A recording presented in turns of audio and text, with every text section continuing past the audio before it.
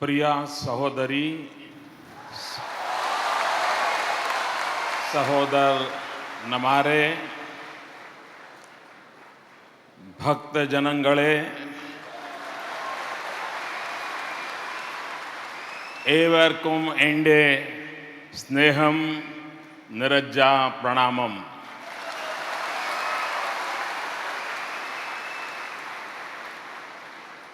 നാന്യ ഇന്നു നിങ്ങളുടെ മുന്നിൽ വന്നു നിലംകുന്നത് ഗുജറാത്തിലെ മുഖ്യമന്ത്രി എന്ന നിലയിലോ ഒരു രാഷ്ട്രീയ പാർട്ടിയുടെ നേതാവ് എന്ന നിലയിലോ അല്ല.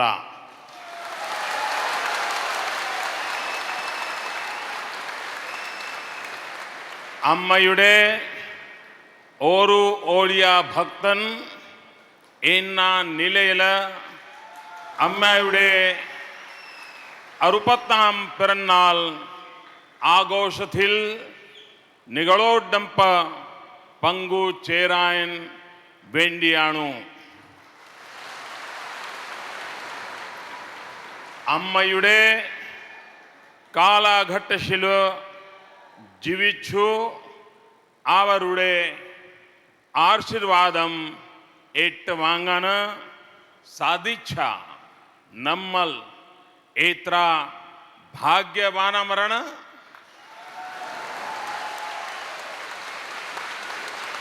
അമ്മയുടെ 60ാം പിറന്നാൾ ആഘോഷത്തിൽ നേരിട്ട് പങ്കുകൊള്ളാൻ അവസരം ഞാൻ എൻ്റെ ഭാഗ്യമായി കരുതുന്നു.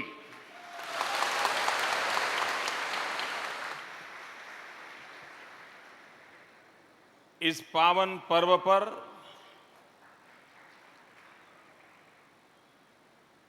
माता अमृतानंदमयी के चरणों में प्रणाम करता हूं. ഈ പവിത്ര ഉത്സവവേളയിൽ അമ്മയുടെ പാദപത്മങ്ങളിൽ ഞാൻ പ്രണമിക്കുന്നു. मंच पर विराजमान भिन्न भिन्न संप्रदायों के महानुभाव,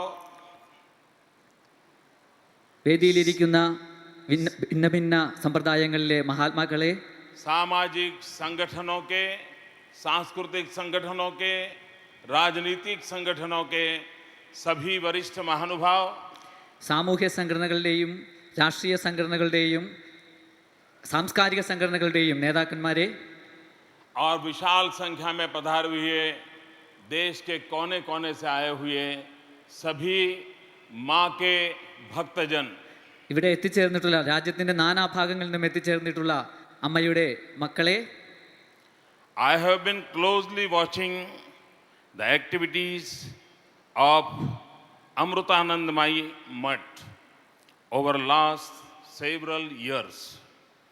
It is a massive humanitarian organization. It covers so many activities like empowering women, disaster management, slum renovation, fighting hunger and disease, healthcare and nutrition, education, green initiatives.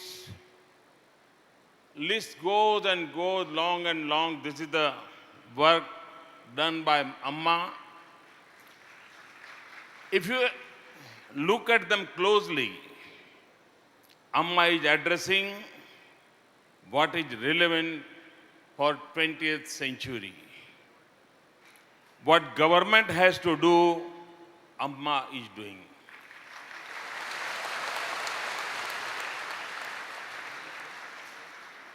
Amma is known throughout the world for her selfless love and compassion. She is a vast ocean of love and boundless energy. What has attracted me most is Amma's simple teaching through simple language. Even the common man can understand and benefit. She always used to say that love is the center of every relationship. Real happiness lies in sharing unconditional love and compassion, which are two divine qualities. As you are all aware, Amma's entire life has been totally dedicated in weeping out the suffering of the poor, the downtrodden, and deprived section of the society. Ancient Rishis have inspired us through their wisdom and teachings. They have shown us several methods of worshipping God, but one of the noblest and simple method of worshipping God is serving the poor, the sick, the hungry, and needy. Amma feels that Manav Seva is Madhav Seva. In Amma's own words, we have learned to fly like birds and swim like a fish, but we have forgotten how to live like a human being. She also said, it seems we have to learn that skill. It is only possible if we will learn about ourselves. We have to subject ourselves to self-analysis.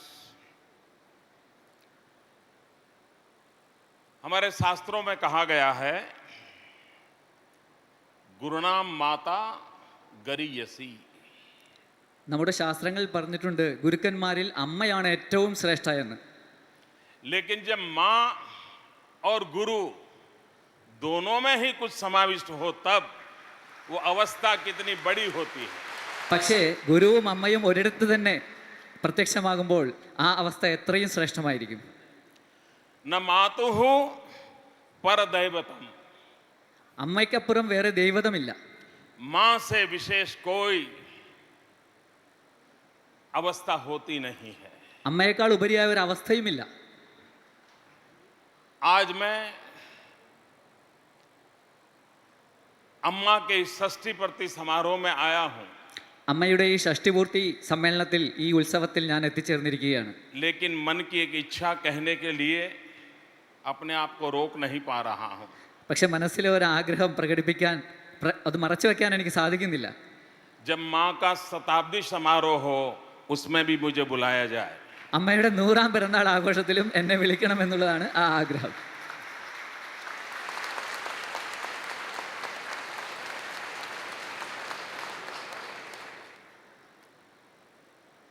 इसमें मेरा स्वार्थ भी है. ഇതിൽ എൻ്റെ ഒരു സ്വാർത്ഥവുമുണ്ട്.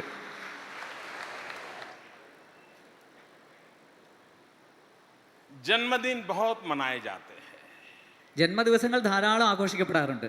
जीवन के अनेक अवसरों को मनाया भी जाता है. അതുപോലെ ജീവിതത്തിലെ മറ്റു പല അവസരങ്ങളും നമ്മൾ ആഘോഷിക്കാറുണ്ട്. लेकिन ज्यादातर अवसर स्व के लिए मनाए जाते हैं. बहुत कम अवसर होते हैं जो समष्टि के लिए मनाए जाते हैं. അധികവും സ്വന്തമായ ആവശ്യങ്ങൾക്ക് വേണ്ടിയാണ് ആഘോഷിക്കാറ്. സമഷ്ടിക്ക് വേണ്ടി, സമൂഹത്തിന് വേണ്ടി കുറച്ച് മാത്രമേ ആഘോഷിക്കപ്പെടാറുള്ളൂ.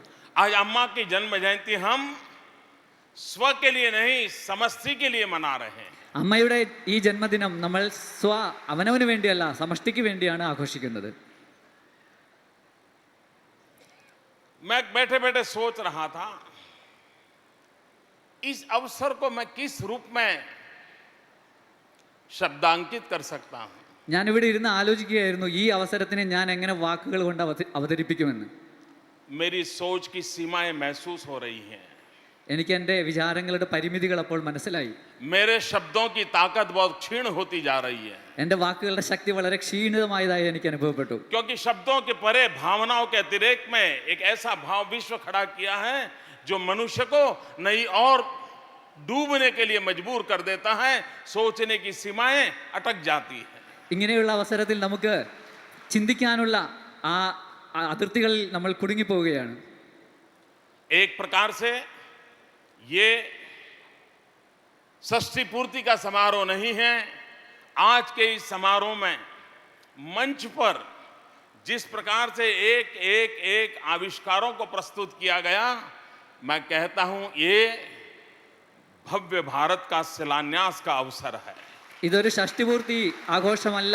ഈ വേദിയിൽ ഇവിടെ നടന്ന പുതിയ പുതിയ കണ്ടുപിടുത്തങ്ങളുടെ അവതരണം കൊണ്ട് മനസ്സിലാകുന്നത് ഒരു പുതിയ ഭാരതത്തിന്റെ തറക്കല്ലിടൽ ഇപ്പോൾ നടക്കുന്നു എന്നാണ്. भारत की आध्यात्मिक शक्ति का सामर्थ्य क्या है? ഭാരതീയ ആധ്യാത്മിക ശക്തിയുടെ മഹത്വം എന്താണ്? हमारे ऋषि मुनियों का, गुरुओं का आदर्श जो हमारे सामने है, उसका सामर्थ्य क्या रहा है? वो हम किताबों तक सीमित हो गया था और इसलिए कभी कभी हम लोगों का विश्वास क्षणित हो गया जा रहा था. ഭാരതത്തിലെ ഋഷി മുനിമാരുടെ ആദർശങ്ങളുടെ സാമർഥ്യം കഴിവെന്തായിരുന്നു എന്നുള്ളത് പലപ്പോഴും പുസ്തകങ്ങളിൽ ഒതുങ്ങിയിരിക്കുന്നത് കാരണം നമുക്ക് അതിൽ ശരിക്കും വിശ്വാസം നഷ്ടപ്പെട്ടുകൊണ്ടിരിക്കുകയായിരുന്നു. लेकिन आज जब यहाँ हम देख रहे हैं कि जहां पर नर करनी करे तो नारायण हो जाए, ये जो हमारे शास्त्र कहते हैं, दरिद्र नारायण की सेवा का संकल्प हमारे ऋषियों मुनियों ने हमको दिया है. उस कार्य को विज्ञान के तरीके से, आधुनिक ढंग से आने वाली शताब्दी के लिए कैसे लोगों को उपयोगी हो, ऐसा एक ऋषि तुल्य काम अम्मा के मार्गदर्शन में आज हो रहा है. ഇപ്പോൾ ഇവിടെ നമ്മൾ കാണുന്നത് നമ്മളുടെ ഋഷിമാർ നമ്മളോട് പറഞ്ഞിട്ടുള്ളത് നരനെ നാരായണനായി കണ്ട് ആരാധിക്കണമെന്നാണ്. ഇവിടെ ആധുനിക ശാസ്ത്രത്തിന്റെ സഹായത്തോടു കൂടി എങ്ങനെ നരനെ നാരായണനായി കണ്ട് ഉപാസിക്കാമെന്ന് അമ്മയുടെ ഈ ഷഷ്ടിപൂർത്തി സമാരോഹ വേളയിൽ നമുക്ക് പ്രത്യക്ഷത്തിൽ കാണാൻ സാധിക്കുന്നു. अम्मा ने अपने आप को सिर्फ आध्यात्मिक संदेश देने तक सीमित किया होता तो भी अम्मा की इस गरिमा कभी भी नीचे आने वाली नहीं थी. അമ്മ തന്നെ ആധ്യാത്മിക മഹത്വത്തിൽ മാത്രം ഒതുക്കി നിർത്തിയാൽ പോലും അമ്മയുടെ മഹത്വത്തിനൊട്ടും കുറവ് വരികയില്ലായിരുന്നു. लेकिन अम्मा ने आध्यात्मिक संदेश के साथ एक आध्यात्मिक सामर्थ्य के माध्यम से मानव का विकास और उसी मानव में प्रेरणा जगा करके जन सामान्य की आशा आकांक्षाओं की पूर्ति के लिए नई नई व्यवस्थाओं का आविष्कार, नई नई टेक्नोलॉजी का आविष्कार, नए नए विज्ञान का सामान्य मानव के लिए उपयोग का प्रयास, ये अपने आप में ये आध्यात्म के विस्तार की एक नई अनुभूति है. അമ്മ ആധ്യാത്മികതയിൽ നിന്നുകൊണ്ട് തന്നെ മനുഷ്യന് ആധുനിക കണ്ടുപിടുത്തങ്ങളുടെ സഹായത്തോടു കൂടി എങ്ങനെ വികസിക്കാൻ സാധിക്കും എന്ന് കാണിച്ചു തരികയാണ്. ഇത് ആ ആധ്യാത്മിക മണ്ഡലത്തിൽ തന്നെ പുതിയൊരു വികാസമാണ് കാണിച്ചു തരുന്നത്. और जब व्यक्ति जीवन में आध्यात्म को के आविष्कार को जीवन में अनुभूति करता है, तब वो स्व मिट जाता है, वो समष्टि में विलीन हो जाता है. ആധ്യാത്മികത്തെ സ്വയം നമ്മളിൽ തന്നെ അനുഭവിക്കുമ്പോൾ നമ്മളിലുള്ള നമ്മളുടെ സ്വന്തം ഭാവന നഷ്ടപ്പെടുകയും നമ്മൾ സമഷ്ടിയിൽ വിലയിക്കുകയും ചെയ്യുകയാണ് ചെയ്യുന്നത്. और सच्चा आध्यात्म सर्वजन हिताय सर्वजन सुखाय होता है. യഥാർത്ഥ ആധ്യാത്മികത സർവ്വജനങ്ങൾക്കും നന്മയുണ്ടാക്കാനും സർവ്വജനങ്ങൾക്കും സുഖമുണ്ടാക്കാനുമാണ് ഉദ്ദേശിക്കുന്നത്. आज विश्व में अनेक आर्थिक चिंतनों की चर्चा होती है, इंक्लूसिव ग्रोथ की बातें होती हैं, गरीबों के कल्याण की बातें होती हैं, लेकिन कभी कभी हमारे ऋषियों मुनियों को स्मरण करें तो उनके दो वाक्य शायद मानव जात के लिए इससे बड़ा कोई मैनिफेस्टो नहीं हो सकता है. हिंदुस्तान के किसी राजनीतिक दल के लिए इससे उत्तम कोई मैनिफेस्टो नहीं हो सकता है. दुनिया की किसी भी सरकार के लिए उससे उत्तम कोई मार्गदर्शन नहीं हो सकता है, क्योंकि हमारे ऋषियों मुनियों ने, हमारे वेद ने, पुराणों ने हमको कहा था, सिंपल सा मैनिफेस्टो हमें दिया हुआ है, सर्वे अपि सुखिनः सन्तु सर्वे सन्तु निरामया सर्वे भद्राणि पश्यन्तु मा कश्चित् दुःखभाग् भवेत्. ഇന്ന് പലതരത്തിലുള്ള സാമ്പത്തിക സിദ്ധാന്തങ്ങളും മറ്റും നമ്മൾ കാണുന്നുണ്ട്. പക്ഷേ നമ്മളുടെ ആധ്യാത്മിക ആചാര്യന്മാർ പാരമ്പര്യം നമുക്ക് കാഴ്ചവെച്ചു തന്ന, നമ്മളുടെ വേദങ്ങളിലൂടെ മഹർഷീശ്വരന്മാർ കാഴ്ചവെച്ചു തന്ന ഒരൊറ്റ സിദ്ധാന്തം എടുത്ത് നമ്മൾ ഉപയോഗിച്ചാൽ അതിനേക്കാളും വലിയ ഒരു സാമൂഹ്യ സേവന തത്വം നമുക്ക് കാണാൻ സാധിക്കുകയില്ല. ആ സിദ്ധാന്തമാണ് സർവേബി സുഖിന സന്തു. എല്ലാവരും സുഖികളാകട്ടെ, എല്ലാവരും ശാന്തരായിട്ട് തീരട്ടെ, എല്ലാവർക്കും നന്മ വരട്ടെ, എല്ലാവർക്കും രോഗങ്ങളില്ലാതായി തീരട്ടെ. जब हमारे ऋषियों ने, मुनियों ने, वेद ने, पुराण ने हमें सर्व के सुख की चर्चा की है, तो उस सर्व के सुख की कामना को परिपूर्ति करने का रास्ता क्या हो सकता है, अम्मा ने आज हमारे सामने प्रस्तुत किया है. നമ്മളുടെ വേദങ്ങളും മുനീശ്വരന്മാരും സർവർക്കും സുഖമുണ്ടാകുന്നതിനുള്ള മാർഗങ്ങൾ പറഞ്ഞു തന്നിട്ടുണ്ട്. അതെങ്ങനെ പ്രാവർത്തികമാക്കാമെന്ന് ഇന്ന് അമ്മ നമുക്ക് പ്രത്യക്ഷത്തിൽ കാണിച്ചു തരികയാണ് ചെയ്യുന്നത്. ये हमारा देश ऐसा है कि ऋषियों मुनियों ने राजा को किस प्रकार के काम की सोच होनी चाहिए उसके विषय में कितना बड़ा उत्तम मार्गदर्शन दिया है। और जब मैं राजनीतिक क्षेत्र में हूं और आध्यात्मिक महापुरुषों के बीच में बैठा हूं तब मुझे उसका स्मरण आना कि बहुत स्वाभाविक है। राजा रंतिदेव ने हमारे यहाँ कहा था, राजा के लिए कहा था, न काम ये राज्यम न मोक्षम न पुनर्भवम, काम ये